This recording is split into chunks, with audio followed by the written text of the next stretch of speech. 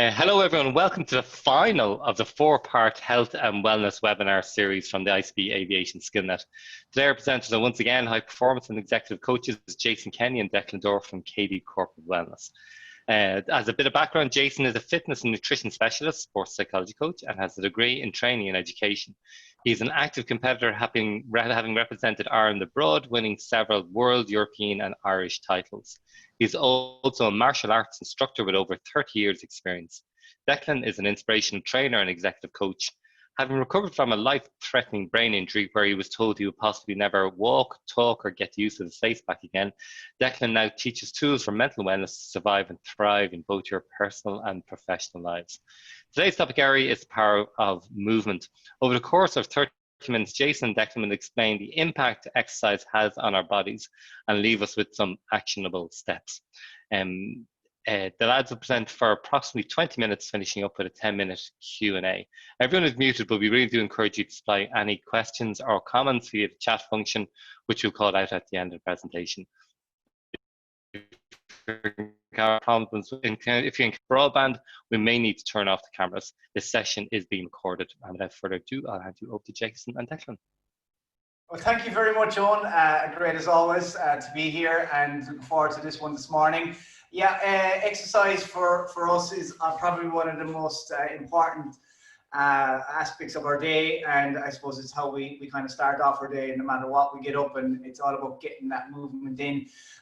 There's three facets to it, obviously, and this is a very much a happy marriage in terms of your mental nutrition and exercise. So it's you're incorporating everything here when you have all these three together. Having one without the other, while it's still good, is not enough. You really have to incorporate your nutrition in your diet, but it's also around being able to have a good, healthy aspect of how you're going to carry out for the rest of the day. So it's really, really important that people take this into account, that when they're because it's an exercise program and they're following that, like the old cliche, you can't out-train a bad diet, and it's a fact. And I know a lot of people who try to do that. I'll get a couple of hours in the gym in this week so I can go out and I can have as much as I want the weekend, but it doesn't work like that, unfortunately. And you're only putting your body under more stress and duress as well. So look, every now and then it's fine too, it's great. But from a mental health point of view as well, and winning that day and winning that first hour in the morning, there's nothing better than that. And a great way to track it all is having a self-assessment and asking yourself, empowering questions if possible. And here's some, questions that we're going to put to you this morning is, how many hours did you spend sleeping? When you think about it last night, what was your sleep span? And when you think about that, what kind of sleep did you get? Was it restful? Did you actually go to sleep feeling good, or did you go to sleep feeling stressful? There's many different aspects to that. How many hours did you spend sitting down? Times you sat in the car, on the mobile, emailing, watching TV, etc. How many hours did you spend moving? What type of movement did you do? And what was the intensity of that movement? So there's all these different types of questions. And when you're setting up a self-assessment to look at when you're actually looking to improve your mental, emotional, and physical well-being. Yeah, well, maybe if the poll questions are working this morning, you might be able to put in the first one. It'd be super. Sure. There, you should see it pop up now. So the first question is, did you do more exercise than before while in lockdown? So that's a yes or no. So are you doing more exercise now, or are you doing less exercise? And we'll get the answer here in a second and we'll share it with you. Yeah, I have all the power. I can see the results coming in. Just bear with me. Okay. I shared them out. Oh, very good. 80-20. So 80% said yes, they're doing more exercise now than in lockdown, and 20% said no. Isn't that fascinating that because we were forced to kind of stop and reevaluate things and say, well, okay, I'm going to actually do a little bit more exercise now, people actually became cognizant of it. And that's something I really and truly hope people take forward into the future as we re-emerge back into this new world, because you know, as Declan pointed out here in the self-assessment, we need to do that every day. There's no reason for us not to be asking ourselves, and sleep, you know, even though it wasn't mentioned initially at the start, is such an important and powerful tool for recovery and repair. And I know Declan was talking about it there just before we came on, about how he had lost a couple of hours sleep because of an injury he picked up while exercising. You know, again, like this is the dangers of it too, I suppose. But yeah, and it, you know, your whole week, your whole day is. It messes you up. It's like it happened last week. I mean, literally, it only happened to me last week. I spent, I suppose, 3 nights where it was 5 o'clock in the morning before I was getting to sleep. It was crazy. I was in chronic pain, and it was just not going away from me. And I'm stubborn. I didn't want to take any drugs or medication, and it really can mess you up in so many ways. And Jason talks about it so much around sleep. It's key to try your best to get sleep. So I was trying to catch up over the last couple of days on sleep, actually. So it's important to do that too. Yeah. So COVID and fitness, I suppose, it's one of the things that, as I just said there about the big reset button was pressed in the sky, and we all had no choice but to kind of reevaluate ourselves. We all, and it's good to see that people, I suppose, are cognizant of the fact as well that, you know, you need to get up and move and keep active and do what you need to do. Being dedicated to a particular routine as well is very important for you, because each of your body parts need to be worked. It's not just simply getting out and just doing something and leaving it at that. You need to kind of dedicate time to work in different areas of your body, and that breaks it down from just working on flexibility to strength movements to cardiovascular training. So you're incorporating everything, you know, and people forget as well that the heart muscle is a muscle and it needs to be worked as well. So and then breathing as well, we don't compensate that as well. We should do, really, and it's something that is very, very important as well in terms of even a calming aspect of things as well. So staying active throughout COVID was very important for people, and it helped with stress and anxiety, and that's a big area as well. And if you don't exercise, you'll find that levels of stress can rise and it's not being got rid of. I absolutely love this image. Couch potatoes. This was Declan last week. Yeah, this was definitely me last week. But actually, what the interesting side of it was how I actually got back was actually moving, walking, and actually getting myself back moving some bit. That actually helped release the pain that I was in a big way. So I suppose if you're gonna look at it this way, it's like, have you been a couch potato over the last couple of months in lockdown? And you know, the 20% that said that they weren't really doing as much exercise as before, maybe it's to look at that. And just doing any bit of movement, walking even, is so powerful. And like you were telling me, Jason was telling me there about 2 weeks ago about walking, how it just burns so much, you know, that needs to be pushed out of the body. Like, you might touch on that? Yeah, it's a slow, steady state movement. So basically it's consistent. And if you're consistent over a period of time, we've done a couple of experiments. We did a 25,000 step walk every single day. Now, come day 3, you're starting to feel it, believe it or not, even though it's only walking. But it just meant that if you were going to have a coffee, you'd park the car further away and you'd walk just to try and get the extra steps in. Even when you're talking to someone, even sitting here, you're kind of looking at your watch going, okay, I have to get my steps in. Now, it seems a bit mad, a bit off the charts, but the whole point of it was you started to reshift your thoughts and making sure that you got up and kept moving. So you were physically active throughout the day. By the end of it, it was incredible. We did a weigh-in, and at the end of the week, we had over 5 pounds lost, changing nothing else in our diet, doing nothing different, bar adding in our steps, and there was 5 pounds lost. It was off the charts. I couldn't believe it. So this is really important one here, and when you have physical activity versus exercise, it's a really major component that people need to take into account. And you can see here, it's obviously a fourth leading cause of death worldwide in terms of chronic diseases and stuff, just by being inactive. It's a really important fact, and I think people just don't take into account enough the importance of just being physically active and not just simply dedicating 20 minutes of your time to doing exercise, but actually being active all day long.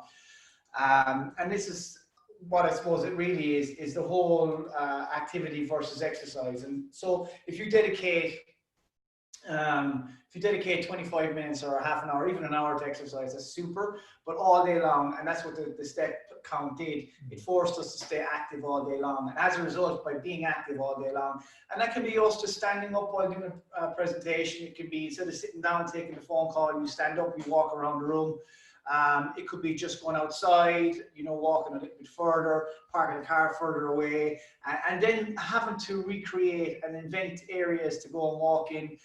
So it was really, really powerful. We really found it amazing, and such an easy thing to do as well at the end of it all. It's interesting. We were doing a talk. We won't mention the company, but a pretty large company, and we were talking to the people in the room, and we got a lot of information that they were giving us, and then all of a sudden after the presentation, some people came up to us and said, the car park, there was a car park in the building, and there was a car park a few blocks away from the actual building.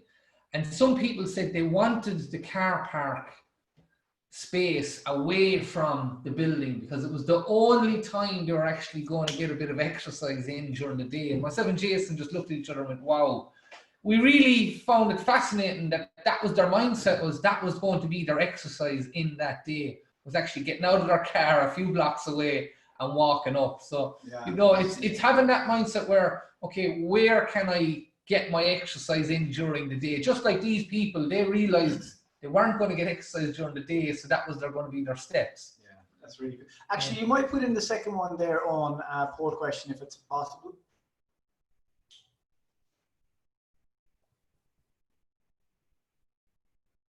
Okay, so do you plan a dedicated exercise workout every week? It's a very powerful question. It's like, do you plan a dedicated exercise workout every week? Yes or no? And be as honest as you can with yourself. We'll see here, Owen is smiling again. So he's obviously... Well, this group sound more dedicated than me. 67% say yes, they plan an exercise workout every week, and 33% don't. Okay, well, that's very interesting as well, and it's good that I suppose people are more in favor of actually doing something in terms of they're very aware of the fact that they need to get up and move. And you know, I suppose the fact that people aren't planning it, but they possibly are just getting out and being active anyway. But it is nice to plan it, and the major advantages in planning an exercise is to basically, I suppose, take account of all parts that need to be put together. And it's your mental health as well. If you can dedicate time, you're actually dedicating time to yourself. So think of that. You're just being a little bit selfish on yourself. So physical activity versus exercise. Okay, so physical activity is movement that is carried out by the skeletal muscles that requires energy. In other words, any movement one does is actually physically active. So real exercise then is planned, it's structured, it's repetitive, and it's an intentional movement intended to improve or maintain physical fitness. So it's looking at those and realizing which part of that do you want to apply into your weekly activities when it comes to workouts? Yeah, so it's very good. So you can see it there, the crossover between physical activity and exercise, and the two of them should really go together. It's that very simple. So sitting down for 7 hours and then getting up and doing an exercise for 20 minutes, an hour, well, it's still good, but it's not enough. It's not enough for you to benefit from. And there's a little study here that was done. They basically did it with a couple of college students just to see, and their results went through the roof. They couldn't believe it, the results they got. So you can see here on the just here, I don't know if you can see my cursor, but on the left image, just as after sitting down quietly and basically just, I suppose, being a little bit lethargic and whatever it is you're doing, or maybe reading or whatever. And this is after a 20-minute walk. Look at the activity in the brain. But they couldn't believe the results. The results went up in terms of learning and retention of information. It was really, really powerful. And they say that even a run, like for 15 minutes of a run before a presentation, allows you to retain that information before you go on and you do your talk or whatever. But the beautiful thing about it is if you run after you've learned, the information stays, long term, so it goes into your long term memory, and you can pull back on it very quickly, which is amazing results. And again, this study happened by accident. It wasn't that they set out to do it. It just, they started to notice it, and then they started to do the study on it. So it was really, really powerful one. So the benefits of exercise obviously is improved concentration, sharper memory, faster learning, prolonged mental stamina, enhanced creativity, and you can see them all here. I mean, this is absolutely phenomenal. And I think if anything at all, the improved concentration is probably the most important aspect of it. So exercise has been shown to elevate mood, which has serious implications for workplace performance. So kind of going back there to the brain study, I think it's a very, very important thing as well, because it really does boost the brain. It really does elevate and get you really feeling good within yourself. I know for me personally, when I had my brain injury and I had to learn how to walk, talk, and get my face back, like I was nowhere anyway motivated to try and do anything, because I was just so down in every way possible. But the minute I started to move slowly, started to move a little bit in my body, I started to feel better in every aspect of my body. So it's important wherever you are. Even last week, for example, as mad as last week was, I was really tired, I was lethargic, but I still moved my body some bit, so it actually felt a lot better as a result. Yeah, so this is a powerful image. A lot of girls I see now are doing powerlifting and training and working out in the gym, and they're certainly putting it up to the guys. And I love it because the whole mindset has changed. And it's that skinny culture versus that strong culture. People were into looking really thin, and they were starving themselves, and it wasn't healthy. But the girls started to realize as well that, you know what, we can be stronger in what we do. And people were making comparatives to a lot of stuff online, which was never very good. So like with Instagram, Facebook, and Twitter, and whatever it is, Snapchat, and now TikTok, and all of the new ones that are coming up and running, and that everyone is using and stuff.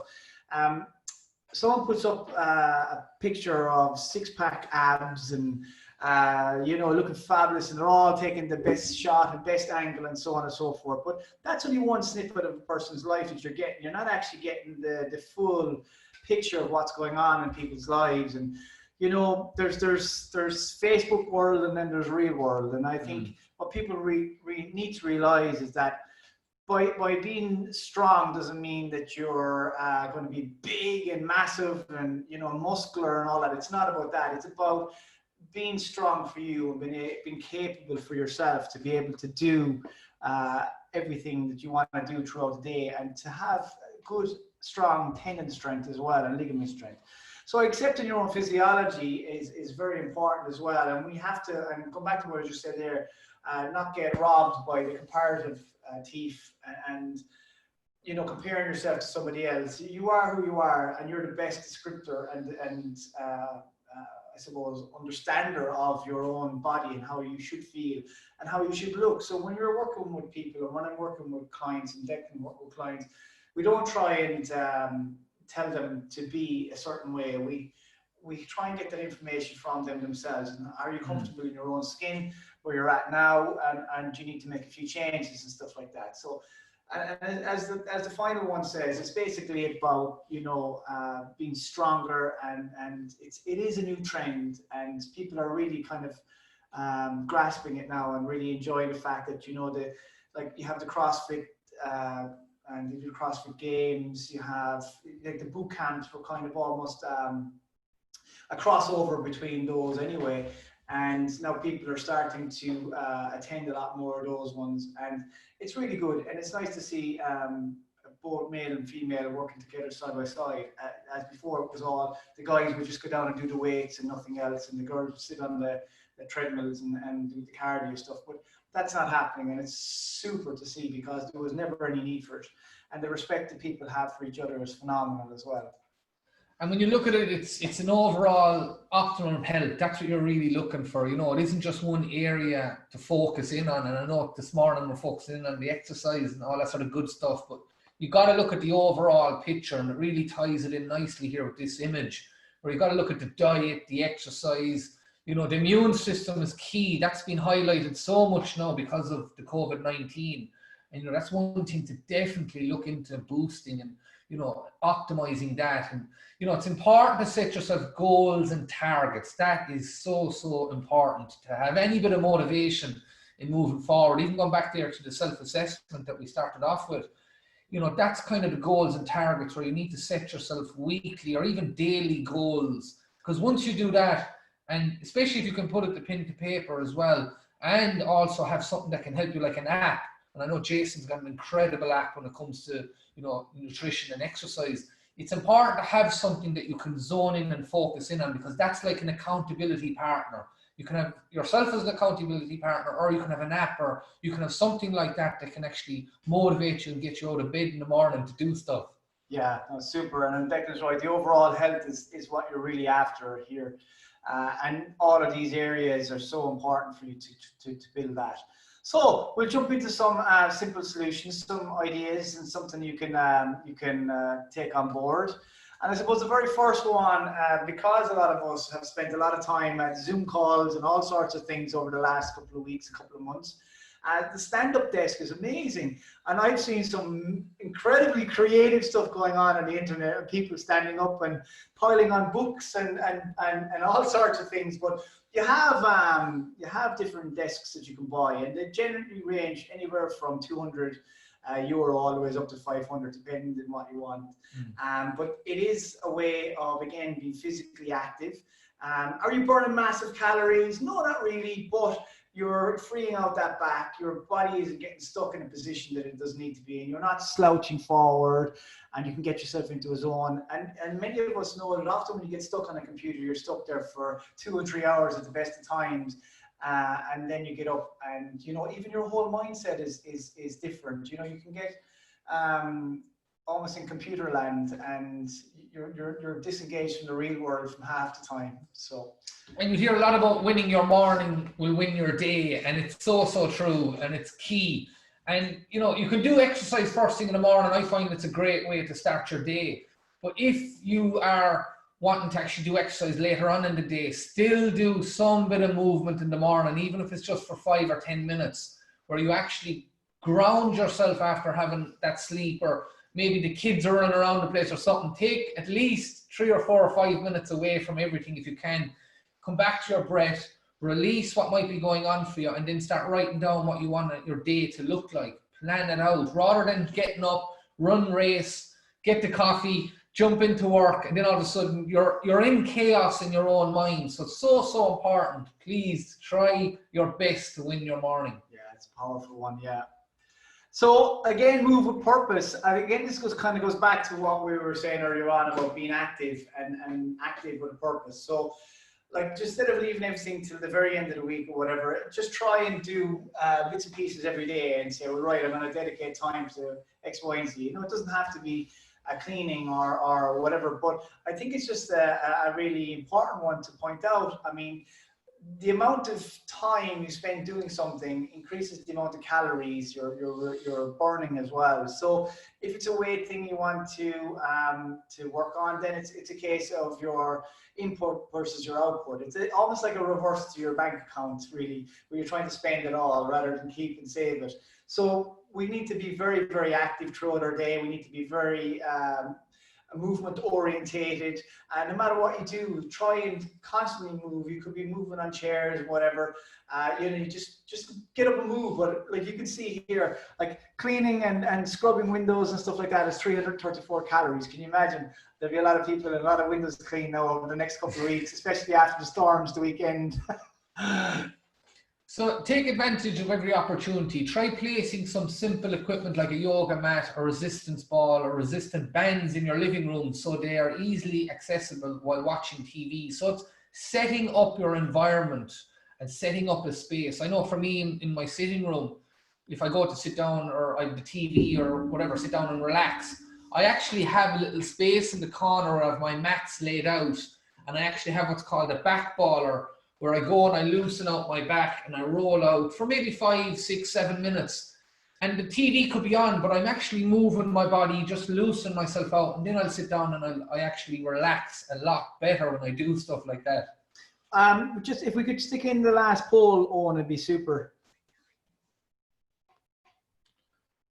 So our last poll of the series is, are you conscious of getting up and moving after a certain period of inactivity? So are you conscious of getting up and moving after a certain period of inactivity?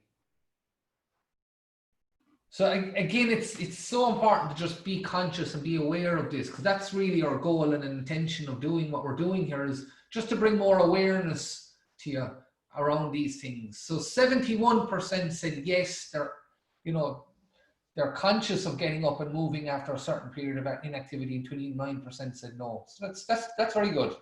Good. And hopefully after this that you'll be a little bit more conscious of the fact that moving is so important, from brain activity to learn from that calming aspect of things, and from the physical aspects and your immune system and so on and so forth. So it's really powerful. So again, go back to what we stated at the very start about having an assessment of yourself, and that's what you're going to do. You're going to start and you're going to have a quick assessment of yourself. Almost, if you wanted to write it down, it's a really powerful thing to do. There are many digital tools as well as you have out there that you can use and you can use as an accountability coach. Well, taking into account then your physical activity and then your exercise. So you're going to combine the two together, and you're going to go, well, how am I going to be more physically active today, and how am I going to be more, I suppose, focused in on exercise-driven movements and stuff like that. So that incorporates everything from your flexibility, as well as Declan said, just even using the back ball and stuff, stretching out and freeing out those areas that hold tension, because we hold tension in different areas of our body, from our neck to our back to our shoulders to our chest to our stomach to our legs. It's amazing where it manifests itself. So some people get it in the eyes and they feel like headaches and tension built up. You need to be able to release that, and if you don't release it, it's going to stay there for a long period of time. And I suppose just before we finish up, because I think it's very relevant to what Jason and myself are speaking about today. Like, Jason is going to be launching a new app very, very soon, and it's actually practically there. We've been testing it and trying it, and it's incredible. And if anyone's interested in that, it's around nutrition and it's around movement, it's around exercise. It's brilliant, and there's great videos where Jason is showing people how to do exercise in the correct manner and the correct way, because that's very important. Send us an email. Our details are in the next slide, and we can send you an email then when it's ready and it's operational. Yeah, so that's kind of us today. If you've any questions, we'd only be delighted to hear them. Great, thanks very much, lads. There's a lot of painful truth and pragmatic things. Some of them I've done and some of them I haven't. But I was particularly struck by the notion of the increased cognitive capabilities following before and after exercise. So, before you go into, what I was thinking was, have you ever heard of people using that in a work setting, in that, they're going in, rather than going into brainstorm meeting where, everyone rocks up with their pastries, having been sitting down for 2 hours and expect to be suddenly creative. Or similarly, as you mentioned, going in to do a presentation. Have you ever heard of instances of companies use it properly so that they get people primed to get their cognitive capabilities working better, and then gone into a work-based activity after it? Oddly enough, I don't know of any companies that actually do it. Not here in Ireland, certainly. But it has been something that's been starting to be implemented in Australia and in America. It's quite common there where people do it. They get in. Now the Japanese are fantastic for it as well. Very, very conscious of the fact is that you need to move, you need to get up, you can't stay in one spot for too long. We only have a certain level of attention anyway. So if you're really truly trying to be productive, then you need to do something to change that. Get up, move around. And sometimes when people are moving around and do stuff, there's a little bit of networking going on. There's a little bit of barriers broken, and people can, interact a small bit better. And throughout the exercise, even having that conversation about, God, that was interesting what we did last week in terms of whatever project. And sometimes things are said throughout it, and the mind is open more, the body and the channels are open more. So it allows for more information to flow in, and it's a more relaxed environment. Sometimes we can sit in a room, it can be dark, it can be false light, and it can be quite intensive, I suppose, and so it doesn't allow us for that lovely freedom. And you have to make that comparison to when you're actually outside, you're going for a walk, you're having a chat with a family, a friend, or even a work colleague. You're just going at lunchtime. It's a different environment. It's a nicer, happy-go-lucky environment. It's a really nice place to be, and relationships that were built and compounded. But the information and that you've had while on that talk and walk is actually stays in your brain, and it's a memory that's built rather than just a process, if that makes sense.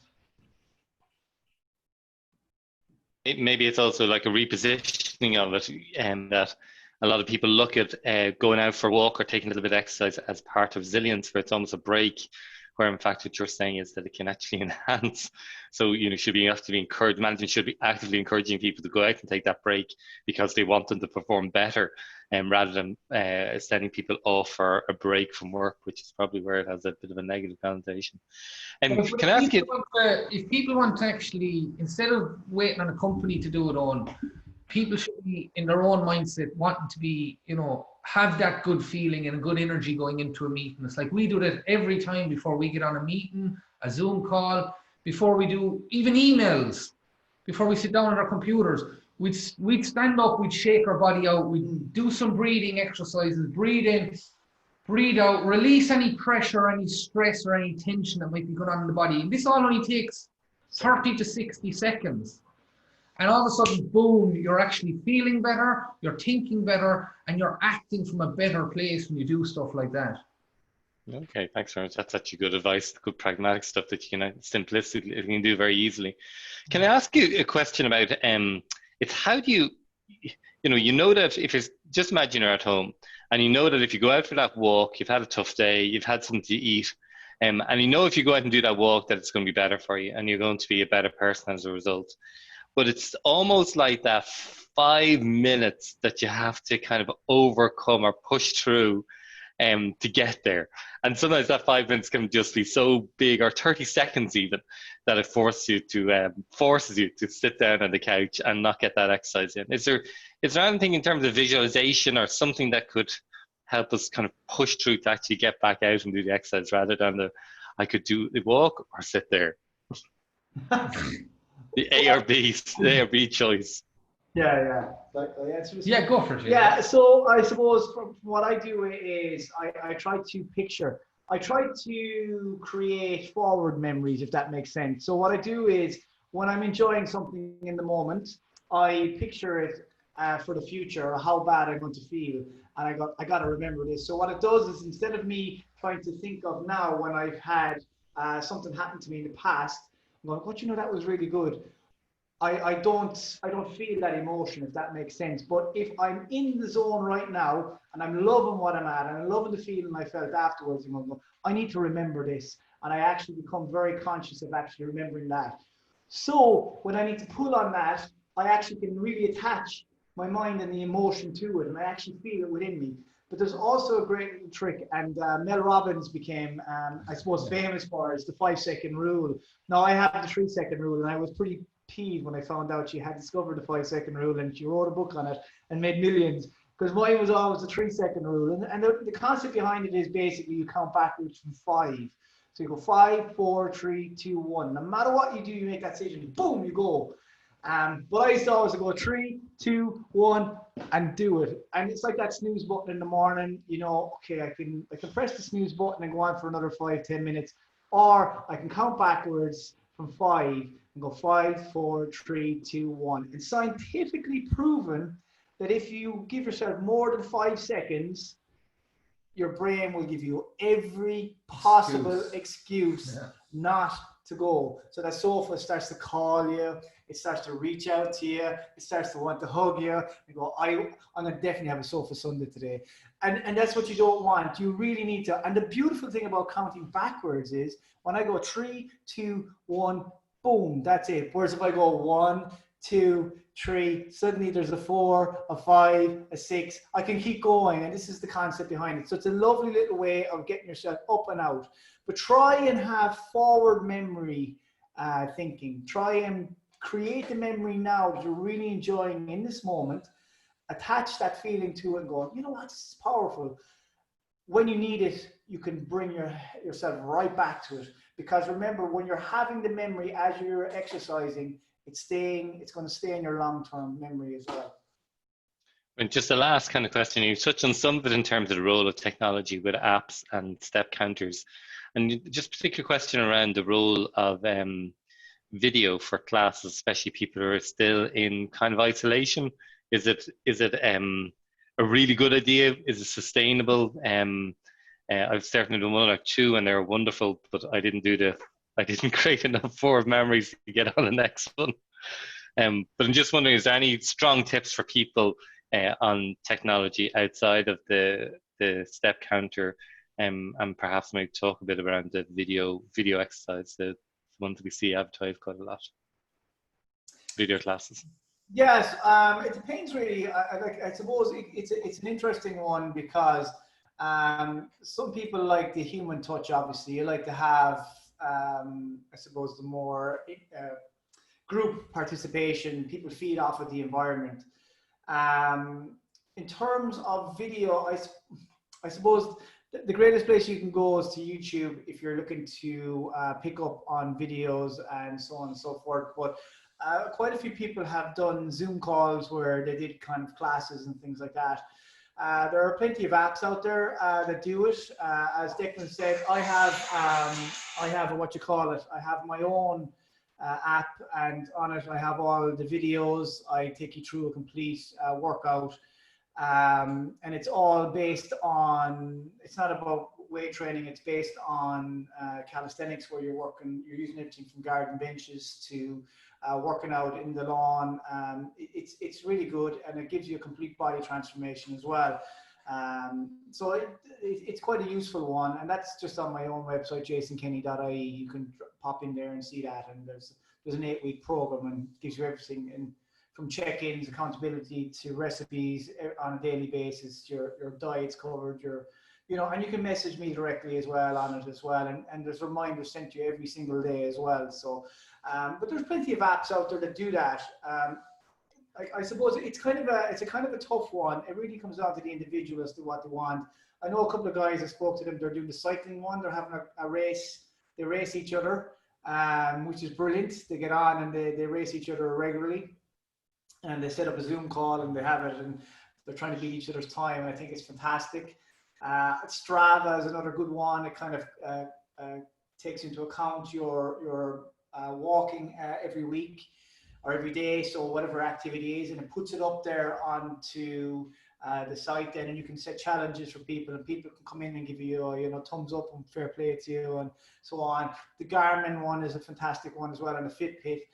They all have their own apps, and they allow you to challenge other people. I always enter one, and the steps one with the Garmin one, I try to get as many steps. I hit 120,000 steps this week, so I won. I was delighted with myself. But the next week I might only hit 70,000. But it makes you conscious of that physical activity again as well, But there are plenty of apps. Really and truly, there are plenty of apps out there. Yeah, I think that increased gamification or the connection with other people. Just if there's no more questions, there's just one final one. And the last time we did an exercise one with you, you kindly shared some exercise that people should do. I think it was the squat and one or two others, the burpee. And I was just wondering if you wouldn't mind demoing or showing us, since most of us will probably after this call be stuck in a chair for the next hour and a half, or maybe till lunchtime. And when we get up, we'll be kind of slightly bent over. Is there any stretching exercise you think we should be doing at lunchtime today, or every hour? And if you wouldn't mind demoing it, show us what to do. Let's see if I can put this on a bigger screen here so that you can hopefully see us a bit better. 1 second now. Actually, if you stop the share, share. Yeah. Okay, cool. Yeah. To show us what exercise we should be doing at And if anyone else is willing to do it as well at home, you don't have to turn on your camera. They can see you perfect. Yeah. Okay, cool. So basically, like if you're using a chair, I mean, this is just an example, but usually we have an office chair, so you have things on it. But just before you stand up, it's always good to kind of just stretch out your legs. I don't know if you can see here too well. But what I do is I normally get this leg and I stretch it out and I lean forward on it as well, just to stretch the lower half of your body. So you're constantly stretching. So it's almost like as if you're doing one of these stretches. So this is the whole concept behind it. So when you do that, it allows the body just to stretch out a lot. But you don't have to stand up. You can actually do it on a chair and lean forward and do it. And the same thing is just to push your hands forward and just slightly arch your back and keep going, keep going, keep going, and exhale as much as you possibly can out of it. It just allows the body. And the same when you're going this way as well. Just constantly just moving your back. That's all you want to do. And these are really good. So what I do with this then is we do these movements. And all seated, I'm just going 1, 2, 1, 2, 1, 2, 1, 2. So that's all you do. You're shaking your hands out. Hands on your thighs then, and just go right to left. And imagine that you're trying to switch your ear off your shoulder. Nice stretch, and just flow right through it again. And down and back. And down and back. And just rotate the shoulders and back. That's it. Okay, good. So then what you do is you kind of stand up and you're going to shake your legs out because you want to get the blood back into the lower half of your body. So that's all I'm trying to do is get the legs all moving. I move the chair and I'll shake my hands again and I'll just start rotating hips. Just again, you're trying to create that whole blood flow back into the system again. And then I'll go onto my knees down here. So I'll start to rotate knees like so, to the left and then to the right. So you can see what I'm trying to do. I'm trying to go through the whole process. Now you can't see my ankle, but what I do is I rotate the ankles on the floor like so. So I'm on the ball of my foot, and the same on the other one, like so, like that. And then we do this, shake it out. Just literally like relaxed. It's almost like this movement. So it's like Conor McGregor walking into the ring. He does this. There's a reason why. There's a way you're just literally freeing out. You're creating energy all the time. And they're very, very, very simple. It's exactly what we do when we stand up on a regular basis. The minute we finish this conversation, this is exactly what we do. If you're to do it and take it to another level, you can start using the chair to exercise on. And you can do little things like, I'll often do it if I'm here, I'll just come sit off the chair slightly and just start doing that. Just do dips. Very, very slowly, just do dips on it. That's it. Like that. And I can stretch out the body, or if I decide I've had enough, my upper body's a bit whatever, I'll just use the chair and I'll just do this movements as well. So there's a lot of stuff you can do. And even your abs, you can do your abs just by doing that. So there's a lot of things you can do, as you can see, just for the very basic stuff. It's not overly complicated. You're not trying to do a complete entire workout, but you're taking yourself through a couple of seconds of I suppose, exercise, isn't it? And you're just changing that whole zone. You're away from this. And it can be just for 2 or 3 minutes. It makes all the difference. If you can set a little timer in your phone where every 45, 50 minutes you take that 2 minutes for you to recirculate and get oxygen back up to the brain, it makes such a difference and you feel much better and you're more productive. Yeah. Right, now I realise I finally run out of excuses. Yeah, so you can actually exercise everywhere. I remember a guy saying it to me. I was in Tumon Park, we were watching the Munster match, and he says to me, "What are you doing?" I says, "I'm working out." I was up on the chair and I was doing this, and he was laughing. He was like, "I said, we're going to be sitting for the next hour and a half, so I might as well be doing something." So, you know, just to be conscious of actually moving your core, you're tightening your abs, doing certain things and breathing exercises. Inhale as much as you can, squeeze and suck. Almost like your belly button, try and make it feel like it's about to touch your spinal cord, even though it can't. And then exhale all the way out, completely empty it. And as you do that, you're working your transverse abdominis, which is an area we don't work on. The rectus abdominis is the abs, or six-pack is what we see in the front, but the transverse is the core. That's what holds us together. And that's usually the area that causes all the problems when we have injuries and rapid movements, and we get pains in our lower back and so on and so forth. So by strengthening that, you're actually burning a huge amount of calories as well. and it's all about breathing. You know, the more oxygen you take in, the more calories you burn. So it's a really powerful tool to have. So I could go on with this for hours. Brilliant.